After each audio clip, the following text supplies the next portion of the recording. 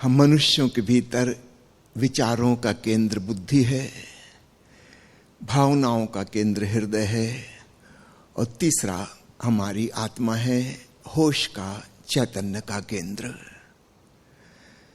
हमारी सभ्यता, संस्कृति, शिक्षा प्रणाली, जीवन की सारी बाहरी व्यवस्था बुद्धि पर अतिशय जोर देती है, ओवर एम्फेसिस। बाकी सब चीजें गौण, सेकेंडरी हो जाती हैं, करीब करीब उपेक्षित। हम भूल ही जाते हैं कि वो भी हैं। शरीर तक की उपेक्षा हो जाती है बुद्धि के प्रशिक्षण की दौड़ में। बस और ज्यादा तेज बुद्धि, और ज्यादा तेज बुद्धि कैसे हो जाए। बुद्धि से ही विज्ञान का विकास हुआ है। निश्चित रूप से जिन बुद्धिमान लोगों ने विज्ञान को विकसित किया, उन्होंने अपने ही भीतर अपने हृदय की उपेक्षा कर दी, भावनाओं को पीछे छोड़ दिया और आत्मा को, चेतना को तो भूल ही गए कि ऐसी भी कोई चीज है। एक ही दिशा में सारी दौड़, और संसार में उन्होंने बहुत सफलता हासिल की। उनकी सफलता धीरे धीरे अपने शिखर पर पहुंचती जा रही है, और एक विचित्र स्थिति सारी दुनिया में पैदा हुई है, इसको समझना।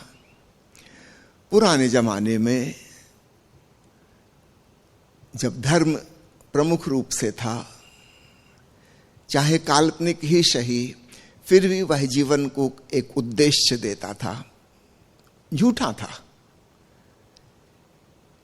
ईश्वर की धारणा, स्वर्ग की धारणा सब बकवास थी। किसी ने दुनिया की सृष्टि की है, रचना की है, रचेता है, उसकी पूजा करनी है, प्रार्थना करनी है, भक्ति करनी है, उसको फुसलाना है, स्तुति करनी है। लेकिन मनुष्य को ऐसा लगता था कि कुछ सार्थक है। शिक्षा प्रणाली के विकास के पहले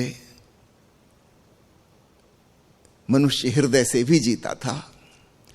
उसके जीवन का कलात्मक पक्ष भी एक प्रमुख पक्ष था।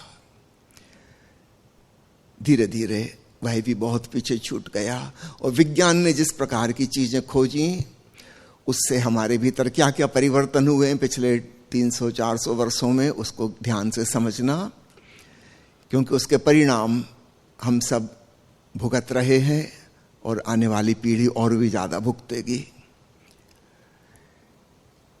डार्विन ने खोज की विकासवाद के सिद्धांत की कि पानी में किसी प्रकार से बैक्टीरिया, अमीबा, वायरस पैदा हो गए, फिर उनसे धीरे धीरे बहुकोषीय जीव बन गए, मछलियां बन गई, फिर मेंढक आ गए, वो जमीन पर उछल आए, फिर धीरे धीरे बड़े बड़े प्राणी बनने लगे, अंततः बंदर, लंगूर, वनमानुष, और फिर उनकी संतान मनुष्य करोड़ों करोड़ों साल में आया।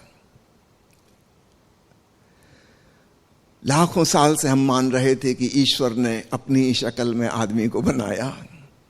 ईश्वर को पिता कह के पुकार रहे थे, हम अपने आप को भगवान की संतान समझते थे। डार्विन ने भली भांति सिद्ध कर दिया, हजारों प्रमाण जुटाकर, कि भूल जाओ कि ईश्वर की संतान हो, तुम बंदर की औलाद हो। एक बहुत बड़ा झटका,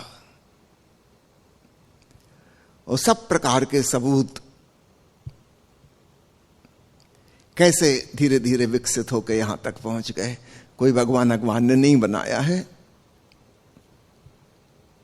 वो पिता कहना बंद करो, पिता कहना है तो बंदरों को कहो, वनमानुष को कहो, वो तुम्हारे पूर्वज हैं। न्यूटन और उसके बाद बहुत वैज्ञानिक प्रकृति के नियमों की खोज करने लगे, और धीरे धीरे उन्होंने एक mechanical model of the universe प्रस्तुत किया। सब कुछ मशीन के समान है, एक यंत्र की तरह सब चीजें चल रही हैं। कोई चलाने वाला नहीं है, कोई संचालक नहीं है, कोई इसका नियंता नहीं है, नियम है। और हजारों हजारों ढंगों से नियम सिद्ध हो गया।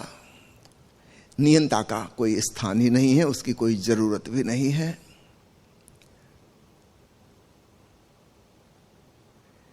नेपोलियन के एक मित्र फिलासफर ने सृष्टि के ऊपर किताब लिखी थी। नेपोलियन को इंटरेस्ट था पढ़ने में, उसने पूरी किताब पढ़ी, बहुत हैरान हुआ, उसमें कहीं सृष्टा का तो उल्लेख ही नहीं आया। उसने अपने मित्र से कहा, जो कि महान गणितज्ञ था, महान वैज्ञानिक था, कि आपने पूरे यूनिवर्स को समझा दिया, इसमें कहीं ईश्वर का तो उल्लेख ही नहीं है। उसने कहा इसकी कोई जरूरत ही नहीं है। क्या मेरे गणित में आपको कहीं कोई त्रुटि नजर आई? सब मैथमेटिकल फार्मूला है, इसमें रचयिता की तो कोई आवश्यकता ही नहीं है। अगर मैंने जो सिद्धांत प्रस्तुत किया है गणितीय रूप अस्तित्व का, आपको कोई भूल चूक नजर आई हो तो बताइए। नेपोलियन भी हैरान हुआ कि सब मैथमेटिकल गणितीय खेल है। तो डार्विन ने एक ढंग से सृष्टा को हटाया, पूरे अस्तित्व को एक मशीन जैसा बताकर, यंत्र बताकर, गणित बताकर, वैज्ञानिकों ने दूसरे ढंग से संचालक को छुट्टी दे दी कि आपकी कोई जरूरत नहीं, आप जाइए।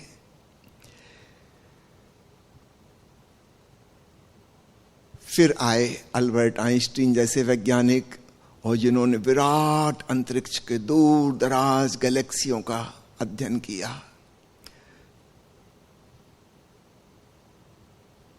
और रिलेटिविटी का प्रिंसिपल दिया, और भी सूक्ष्म गणित।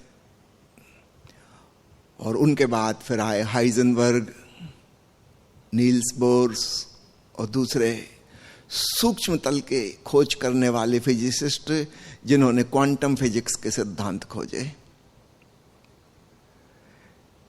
तो न्यूटन से लेकर 20वीं सदी की शुरुआत तक जो जगत खोजा गया था वो वही था जो हम अपनी इंद्रियों से जानते हैं।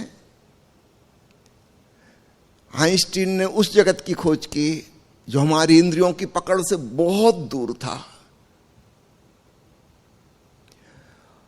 और क्वांटम फिजिक्स वालों ने उस जगत की खोज की जो हमारी इंद्रियों की पकड़ से बिल्कुल परे है, इतना सूक्ष्म है।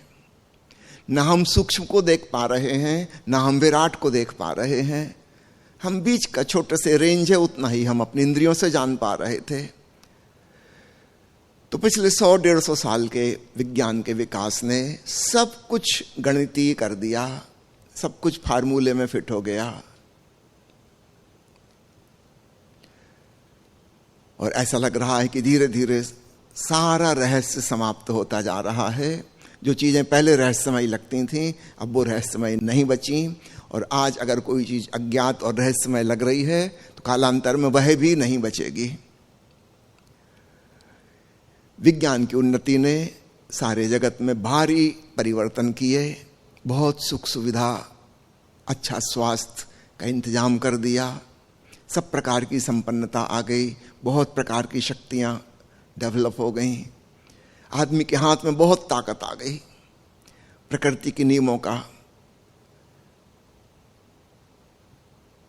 सूत्र हाथ में पड़ते ही जिस स्वर्ग की कल्पना धर्म ग्रंथों में होती थी, उससे ज्यादा बेहतर स्थिति हम यहां बना सकते हैं। ऑलरेडी बन चुकी है और भविष्य में बन जाएगी। स्वर्ग की कल्पना भी फीकी पड़ती है। फ्रेडरिक नीत्शे जैसे दार्शनिकों ने घोषणा की कि ईश्वर मर गया है और आदमी अब स्वतंत्र है। सिर पे बोझ ढोने की जरूरत नहीं कि कोई तुम्हारी देख रेख कर रहा है, तुम्हारे कर्मों का हिसाब किताब रख रहा है, उसके अनुसार पाप और पुण्य के हिसाब से तुम्हें दंड या पुरस्कार देगा। ऐसा कोई कहीं नहीं है। बर्ट्रैंड रसेल जैसे नोबेल प्राइज विनर ने किताब लिखी, why I am not a Christian. उसने धर्म का त्याग कर दिया और जो उसने कारण दिए हैं, कोई भी दुनिया का बुद्धिमान आदमी उससे राजी होगा। आप उसकी एक भी तर्क को काट नहीं सकते।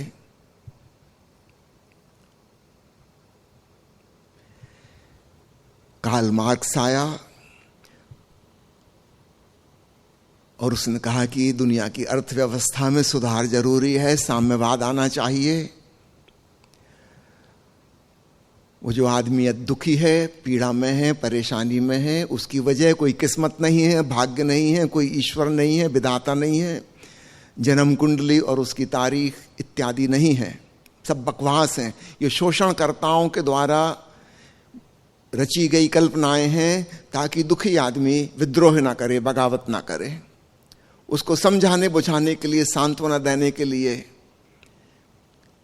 कि विधाता ने किस्मत लिखी है, तुम्हारी हस्तरेखाओं में लिखा है, तुम जब पैदा हुए थे उस क्षण में ग्रह नक्षत्रों की दशाएं ऐसी थी, इसलिए तुम तकलीफ में हो, ताकि बड़े मनुष्य जाति को कभी एहसास ना हो कि कोई उनके शोषण कर रहे हैं, एक्सप्लॉइट कर रहे हैं, उनकी वजह से दुख है।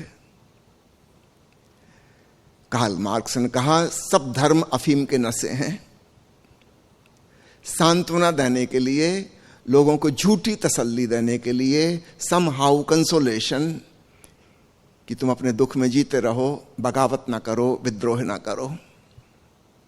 करीब करीब आधी से अधिक दुनिया कम्युनिस्ट हो गई, नास्तिक हो गई।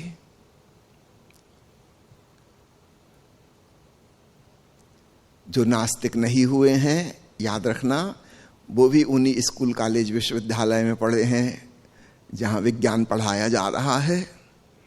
ऊपर ऊपर से वो कह रहे होंगे कि हम धार्मिक हैं, आस्तिक हैं, मंदिर और चर्च जाते हैं, वो सब औपचारिकता है, दिखावटी। बुद्धि पूरी तरह से सहमत हो चुकी है कि धर्म के नाम पे जो चल रहा था वह पाखंड था, झूठ था। अब नई समस्या जो खड़ी हुई है वो ये है कि फिर जीवन का उद्देश्य क्या है।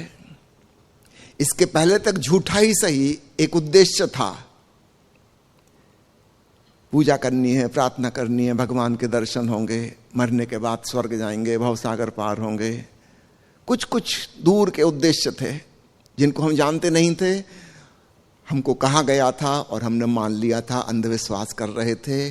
उन अंधविश्वासों की जड़ें उखड़ गईं और हमारे सामने अब कोई टारगेट नहीं है कि हम जिंदा किस लिए हैं, क्यों हैं।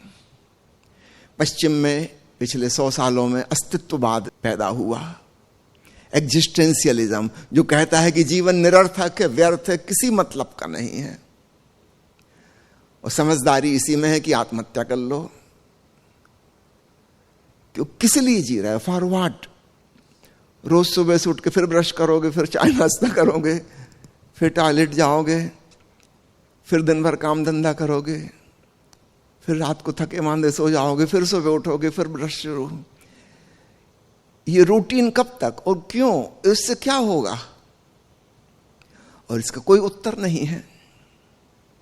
इससे होगा क्या, फॉर व्हाट। तुम्हारे माता पिता तुम्हें पैदा कर गए, तुम और 2-4 बच्चों को पैदा कर जाओ, फिर तुम खत्म हो जाओ, फिर तुम्हारे बच्चे और बच्चे पैदा कर जाएं। ये पूरा नाटक है किस लिए? विज्ञान, मनोविज्ञान, नास्तिकवाद, कम्युनिज्म, इन सब के प्रभाव से हमारे पुराने उत्तर छिन गए और नया उत्तर कोई नहीं मिला।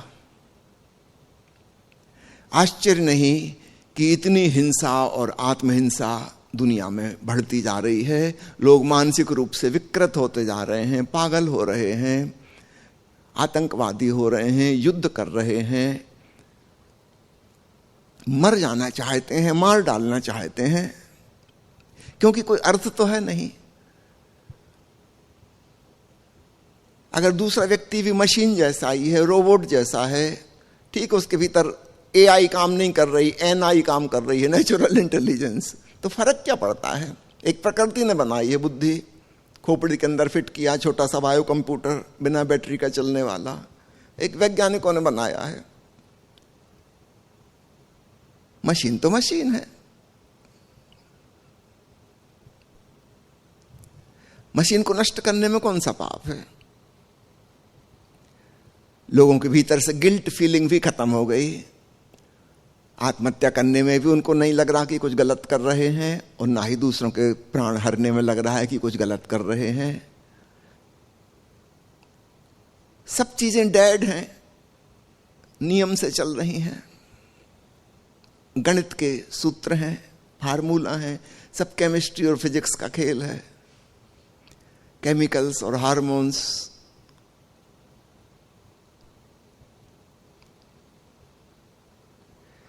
जीवन का कोई अर्थ नहीं रह गया। हर चीज को हमने छोटे छोटे फार्मूला में रिड्यूस कर दिया और उसके साथ उसकी सार्थकता समाप्त हो गई। सारा रस और आनंद खत्म हो गया। तीव्र गति से हम इस दिशा में आगे बढ़ रहे हैं। अस्तित्ववादी जो हैं, एग्जिस्टेंशियलिस्ट, उनका कहना है कि सही बुद्धिमान आदमी वही है जो सुसाइड कर ले। बुद्धू आदमी ही जिंदा रहेगा, जिसमें अकल नहीं है वो ही जिंदा है। गाय, भैंस, घोड़े, गधे, इनकी तरह जो हैं जानवरों जैसे, वो जिंदा हैं। एक एग्जिस्टेंशियलिस्ट से किसी ने पूछा कि आप क्यों जिंदा हैं? उसने कहा, मैं ताकि लोगों को सिखा सकूं कि आत्महत्या करो। लोगों में बहुत कम अकल, उनको बताना पड़ेगा। मेरे जीवन का तो उद्देश्य मुझे मिल गया।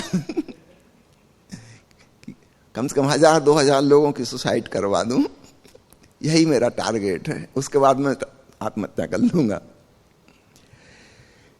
बहुत ही डिप्रेसिव, फ्रस्ट्रेटिंग मेंटालिटी में हम प्रवेश करते जा रहे हैं। कोई विज्ञान, कोई पॉलिटिकल सिस्टम, कोई इकोनॉमिकल व्यवस्था इसका उत्तर नहीं दे सकती। मैं आपसे निवेदन करना चाहता हूं कि ये जो हुआ है पिछले 300-400 वर्षों में, यह बुद्धि की करामात है। बुद्धि यही कर सकती है। लेकिन हम मनुष्य हैं, हमारे भीतर हृदय भी है और आत्मा भी है। उनका तो ख्याल करो। जब हृदय किसी के प्रेम में पड़ता है, अचानक जीवन में अर्थवत्ता पैदा हो जाती है। फिर वो किसी से पूछता नहीं है कि जीवन का उद्देश्य क्या है। प्रेम अपने आप में एक उद्देश्य है, लेकिन हमारी बुद्धि इतनी हावी हो गई है, हृदय को उसने इतना दबा दिया है, कुचल दिया है, हृदय को मौका ही नहीं बचा प्रेम में डूबने का, रस विभोर होने का, आह्लादित और प्रसन्न होने का, फूल की तरह खिलने का मौका ही नहीं है। क्योंकि हृदय की तो कहीं कोई शिक्षा हो नहीं रही, कोई ट्रेनिंग हो नहीं रही। बुद्धि और बुद्धि की ही ट्रेनिंग है। हमारा सिर बहुत बड़ा हो गया है और हृदय बिल्कुल सिकुड़ गया है और दब गया है, जैसे कि है ही नहीं। यदा कदा कभी उसकी धीमी सी आवाज आती है, लेकिन वह स्वर बुद्धि के द्वारा, तर्कों के द्वारा कुचल दिया जाता है। और तीसरा तत्व चेतना, उसका तो हम भूल ही गए कि वो भी है। हृदय का तो फिर भी कभी पता लग जाता है। यदा कदा कोई व्यक्ति भावनात्मक ढंग से जीने लगता है, चलो सैकड़ों में एक सही, मगर होता है। चाहे हम उसे दीवाना कहें, पागल कहें, लेकिन ऐसे लोग होते हैं। उनके जीवन में अर्थ होता है, अभिप्राय होता है, उनके जीवन में आनंद होता है, उल्लास होता है, उमंग होती है, जीवन में कुछ अर्थवत्ता नजर आती है। चैतन्य को जानने वाले लोग तो अब करोड़ों में एक भी ना रहे।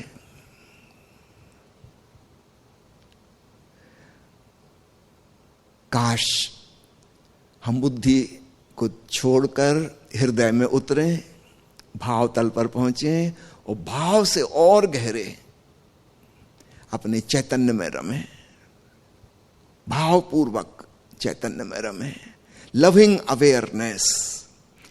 तब हमें पता चलता है कि अरे,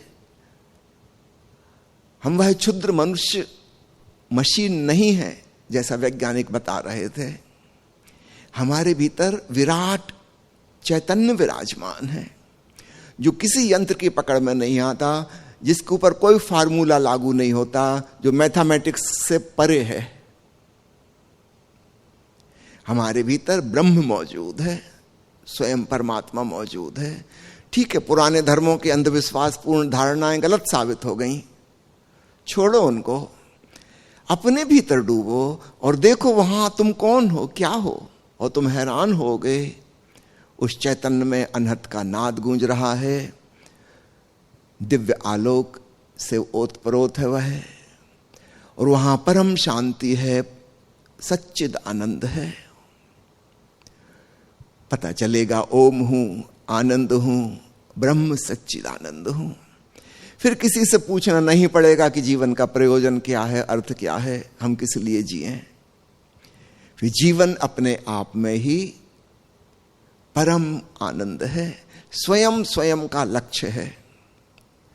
लेकिन यह तो अपने अंतरतम को जानकर पता चलेगा।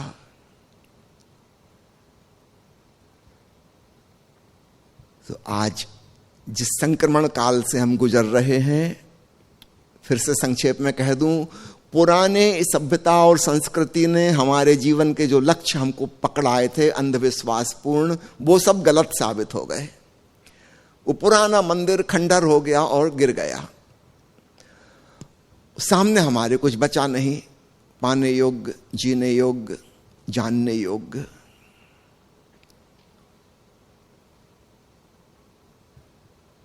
लेकिन जो हुआ है वह दुर्भाग्य नहीं है, यहीं से एक महासौभाग्य की घड़ी आती है। अच्छा हुआ अंधविश्वासों से हम मुक्त हुए,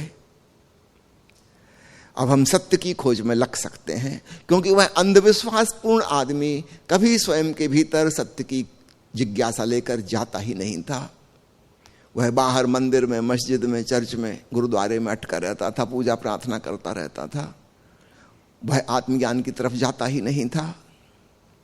तो एक प्रकार से दुर्भाग्य है कि बड़ी मनुष्य जाति जैसे गुमराह हो गई है, अंधेरे में, कहां जाएं कुछ पता नहीं। और एक प्रकार से महासौभाग्य है, अपने भीतर जाना है, अपने भीतर डूबना है, स्वयं को जानना है, ताकि हम जान सकें कि जीवन का परम लक्ष्य, परम मंजिल हम स्वयं हैं, वह हमसे बाहर कहीं और नहीं है।